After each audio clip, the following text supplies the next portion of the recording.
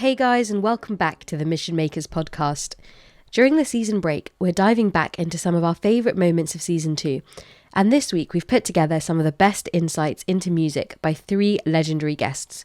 We start with the king of dance music, Carl Cox, who opened up season 2 for us with a 2-part special. Followed by an underground DJ I've had the pleasure of spinning with for the last decade, LA Dave. And finally, we hear from the Grammy Award-winning duo and my all-time favourite band, Bob Moses.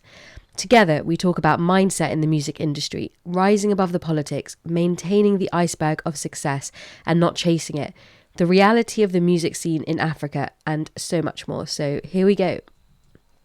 I was very curious about the meaning of your name, and it was almost serendipitous to find out that your name means free man. And as we know, in the early years, music gave you that freedom. So has the essence around that freedom in your life and the relationship with music stayed the same as your career has progressed? Well, first and foremost, I mean, fantastic research. I never knew that my name stood for free man in such a way. Oh, wow. It's very subconscious, at the end of the day, to find out, that my name stood for so much, because I've always felt free in the ideal of sharing music. My music, or what I, in the end of the day, wanted to share, my style, not my dad's style of music, was always funk, was always soul, jazz, Latin jazz, and eventually into hip hop, and eventually into electronic dance music from the early 80s into where we are today. So that's a massive journey of music, of which I do share at the moment on Cabin Fever, which I basically do my vinyl sessions every Sunday, that you get to hear my life through vinyl and my correct collection. So it's, for me, it's come around full circle, the end of the day, based on what I used to do back in the day with the vinyl, to where I am now, still sharing the love of that vinyl today. So my enthusiasm from the beginning of when I basically started to collect music, make enough money for me to go and buy my own records, to where I am now, I'm so happy to share my life in music through vinyl. I think what I'm doing now with Cabin Fever is the only thing I can do to represent myself for who I am. Because what I didn't really want people to feel, that, my whole integrity of my life as a DJ has only been about 2 things: techno music and Ibiza. It's like, okay, I get those 2 things, but I came from the school of music, musicians, bands, songs, songwriting, exposed to these elements of people who basically, for myself, that I got infused by listening to these bands, tracks that are arranged, guitar solos, violin pieces, all sorts of things that embodies my inimitable sound, to go deeper into my total existence of why I'm still here after all of these years. So it all comes from these humble beginnings to begin with. Yeah, well, that's really, really interesting. And of course, what a different types of sounds that are being showcased in all of those genres. And then it kind of, not pinning you to that box of just techno and Ibiza is so important for your musical identity. And obviously, I know you've got 150,000 records in your vinyl collection, so can only imagine just how interesting that must be when you're record digging and stuff. So it's kind of well known that the arena of the music industry is highly political, and it rarely escapes any artist, any industry professional, no matter what stage they're at. So what would your advice be to artists and professionals who have to face these tough mental minefields? How have you stayed resilient during this 4 decades that you've had in the music industry? I think what it is for me, more than anything else, is the way how I grew up in the scene. There was no template for success. There was no template for making music. There was no template for how to make a party or run a party. It was just how you felt at the time, by whatever you felt that you could basically give. It's all about giving. It was never about taking at all. And for me, it's never about taking. And I've always said to myself, if I get paid to do anything, it's an absolute bonus.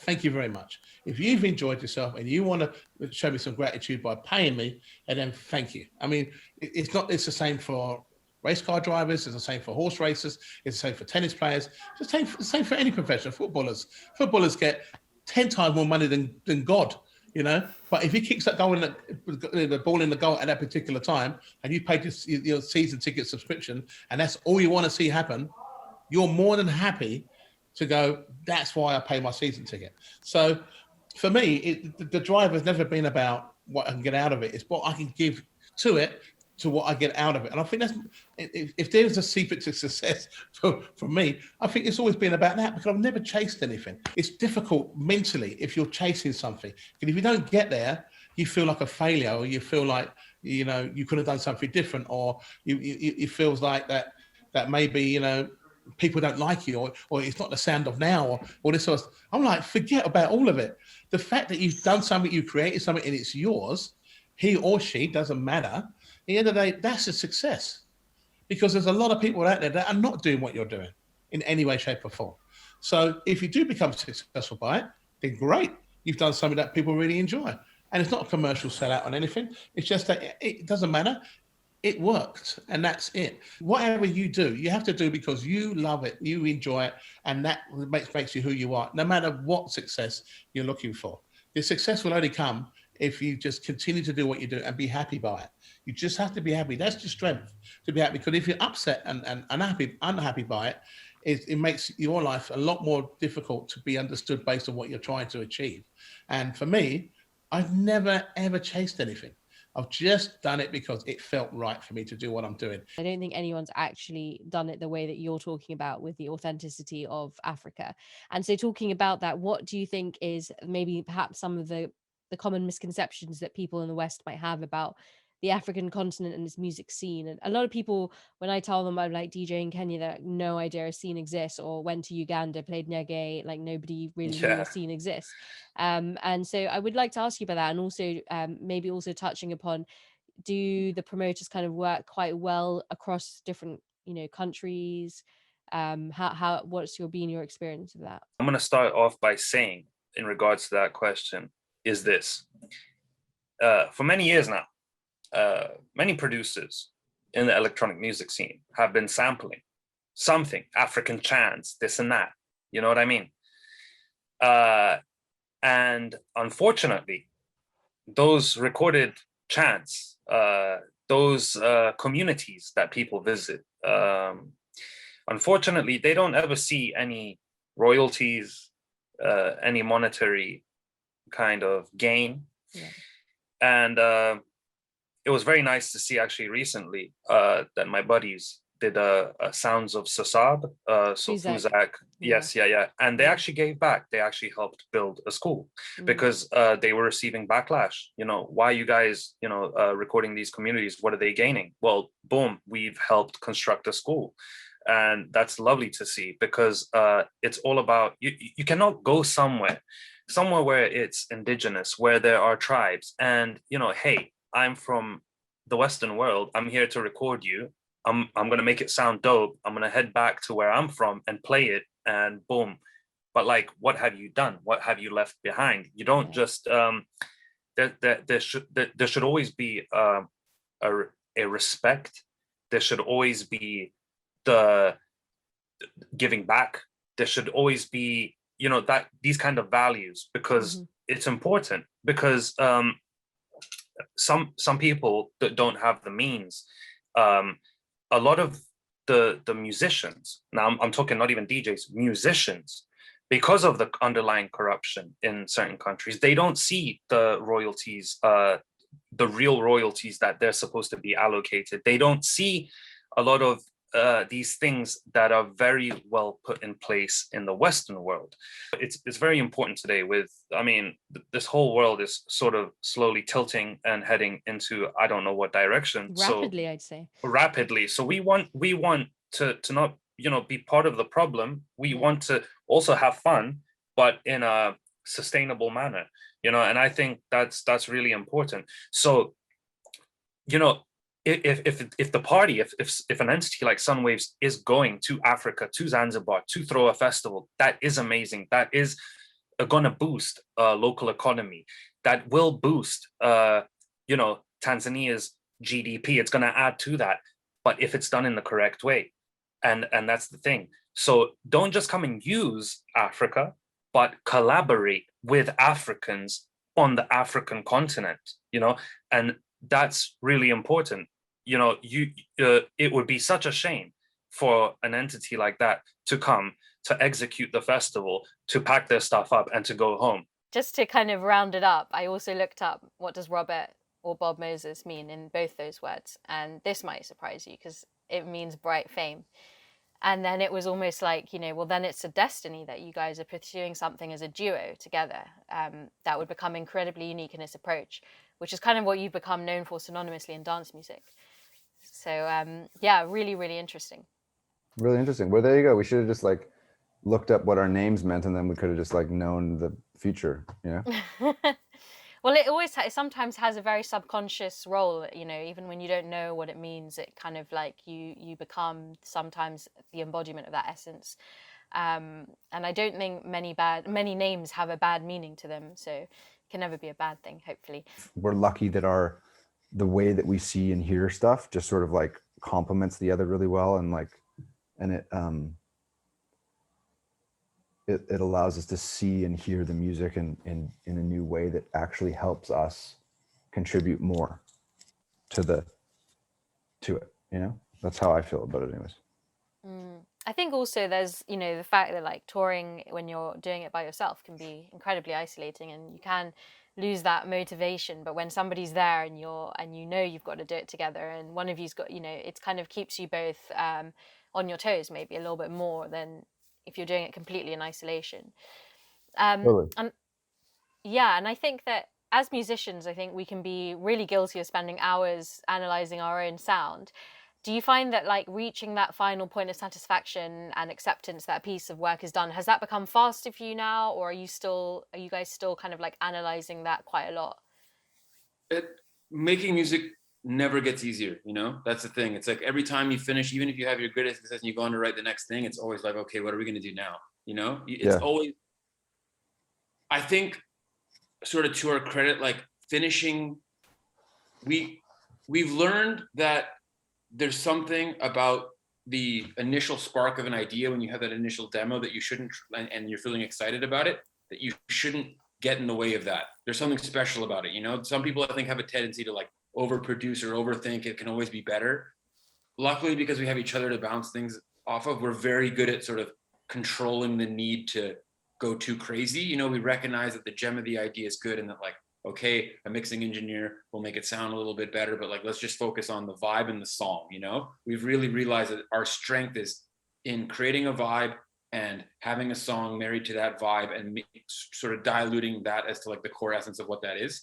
And so I think we've gotten better over time at self-editing, but generating new ideas and finishing them is still super hard. You basically just, all that you have is the confidence from the past that you've done it once, you can do it again. But other than that, it doesn't really get much easier. Yeah, you never really know. It's it doesn't feel, there's a little bit of oh, we've done this before, so we should trust ourselves. But there's still, coupled with that is I trust myself, but I also have absolutely no idea. It really doesn't get any easier at all. So it can that's what it's about, though. That's the creative, that is the journey. That is the act of creating, it's the closest to real magic, no one know, you just put the antenna up and you hope, and you have no idea when an idea comes and how it happens. It's I think that's why, the respect musicians have for other musicians, or that people have for them in general, it's this insane art form that really has no rhyme or reason. You can learn the production, you can learn how to play piano and guitar and drums, and you can learn all that, but idea generation, no one can explain that, And I think that anytime, I'm a huge music history buff. I love reading books about my favorite artists, or watching documentaries, and because you just want to somehow what have they tapped into? What's the secret? you never find out. It's like this constant pursuit of the rainbow that you'll never get to, but sometimes lightning strikes and you're lucky enough just to put it in a bottle, but you never know why. So Jimmy, also I wanted to ask you that back in the day also you worked for Lee Burridge and Matthew DK's All Day I Dream, and also Get Physical at a very young age. And I'm curious to know, what do you think is harder? Do you think it's harder to get that position in the first place? Or do you think it's harder to maintain that position once you've got it? And what were your kind of key takeaways from that time? Sure. I just want to clarify that with Matt and Lee, I was never officially a part of All Day I Dream. Before they started it, I was sort of helping Matt engineer records it was basically like me going to university. Matt took me under his wing. I was there sort of when he met Lee, and I was just in the studio trying to learn as much as I can. And I was basically I was too embarrassed I didn't feel confident about putting my name on records. And so I thought and I felt like I needed to sort of cut my teeth and learn. And I was very fortunate enough to have met Matt, who took me under his wing and taught me so much about production. And then through Lee Burridge, I learned about sort of DJing, and like I would go watch his sets, and he snuck me into a nightclub when I was, 19 or 20, and I would watch his sets, and I was just a fan, And through Lee, I met Philip from Mandy, and I started, producing records for them. And so this is just sort of like an education in dance music. I feel super lucky to have met them. And when Tom and I started working, I was, we would work on Bob Moses stuff, and then I would work with the guys from Mandy and Get Physical sometimes, and like that, I learned so much, about all that. It was just so instrumental to like who I am today and the kind of music that I make, or like when I'm thinking about making a 16-bar loop, what sort of required, like okay, it ticks this box, it ticks that box. I'm forever grateful for those guys being sort of a part of my story, and it's been amazing to have that. Very cool. Do you think it's harder to be in that position and to get the chance to work with such people, or even just be around them, or do you think it's harder to maintain it once you've kind of gotten there? I think it's harder once there's getting in the door and then staying in the door. I think it's both are hard for different reasons, because one comes from a certain sense of I have to prove myself and no one knows who I am, and the other one is like I feel confident in my abilities, and now I just have to keep going. So they're both equally hard, and I'd say the only reason that the first step might be easier is that it only happens once. Once you get in the door, that's it, you're in the door. But staying, you have to constantly keep reinventing yourself or keep doing it, when we initially had success as Bob Moses, it's like, okay, you become an established act, but then continuing and releasing music that people cares about, it like that challenge never ends, So I'd say I've only thought about this now, but I'd say it's probably hard. The second half of that's probably harder, the sustained section of it, I know that during this lockdown, you guys interviewed Charlotte DeWitt on your Bobcast, and I'm curious, as two individuals who obviously did spend a lot of time touring, and as a result naturally had to answer a lot of interview questions, what was it like being on the other side of the microphone? And has that experience given you a different appreciation about the art of interviewing? I think, Tom and I have always naturally loved podcasts and watched a lot of them. And, it is hard to interview people because, it's, and I have to say, I mean, you've done a fantastic job. I think part of it's just finding out the idiosyncrasies which make people who they are, and tapping into that and what makes people unique. And I think for us, it was really interesting talking to Charlotte or other artists because, like yourself, like we're all artists and musicians. And so you have you sort of know things to ask that every musician will have like a unique take on, and so I think it was, musicians, like we all relatively do the same thing, but there are big differences, like being a techno DJ and doing what we do are two different things. It's like, sure, we play festivals, sure, we all do this, we get on planes, but we have two different experiences. So I think sort of like seeing where those experiences differ, seeing where the inspirations are, and like, we both love techno, we both love what Charlotte does, and we're super grateful that she did a remix for us. And sort of figuring out like, well, how did she get to where she's at, and how that different sort of from our story, and like, connecting on those levels. I think that's like, why musicians really bond. It's like you sort of take a risk and you do a thing that is quite unconventional and maybe a bit of a, like a risky career path, and then you sort of celebrate together. Like, how did you get here? What did you do, and how crazy was your ride? And it's just fun to talk about, Definitely. Did you guys like have questions before, or was it just supernatural, like just go with the flow? We had a couple guidelines. Not, you've obviously prepared greatly, and it gave us a big thing for us also is that it gave us a further appreciation for good interviewers versus people who don't really put in the time. And it's like, because we did have to think a little bit about, okay, well, what are we going to do and what are we going to ask and stuff. But we did a little bit of prep, but then we just kind of, we also know her too. So it wasn't like we'd never met her before. So it was a bit easier, but yeah, the art of interviewing is definitely more complex than I think most of us think about. And so good interviewers like yourself are few and far between. So thank you very much. You're making me blush. No, but it is different when you don't know someone. It is obviously much harder to get that that chemistry, that rapport, and being prepared is obviously. But it kind of helps because I've been, massive fans of you guys for just so long. So like, it's a pleasure to be able to even have this conversation with you guys. Something that I wanted to ask just before we go into the next section is that success is like an iceberg, and people really only see the tip unless they know you obviously very well. What have people not seen underneath the perception of Bob Moses, and what's one thing that you struggled with the most as artists, and that's then helped you sort of navigate that challenge? Oh, good question. I think that iceberg thing is so true. I remember seeing a thing where I believe it was a graphic designer who turned around a piece of work very quickly for a client and, said, this is what I'm charging. And the person went, what? But that only took you, a day. I'm not going to pay that. He's like, no, it took me the 25 years of my life to get to the point where I could do it in a day, Yeah.